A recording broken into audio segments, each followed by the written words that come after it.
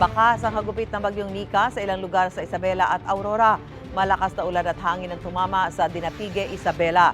Gayun din sa bayan ng Alicia, dahilan kaya bumaligtad ang isang tindahan. Halos mabuwal ang puno at matuklap ang mga bubong ng bahay sa Etiague. Ayon sa Isabela PDRMO, mahigit 13,000 residente sa probinsya ang lumikas sa mga evacuation centers. Gabi-kabila naman ang clearing operation sa Dinalungan, Aurora. May mga kalsada kasing hindi madaanan dahil sa nabuwal na mga poste at puno. Ganyan din ang sitwasyon sa Dilasag kung saan naglandfall ang bagyong Nika. Napinsala rin ang ilang paaralan.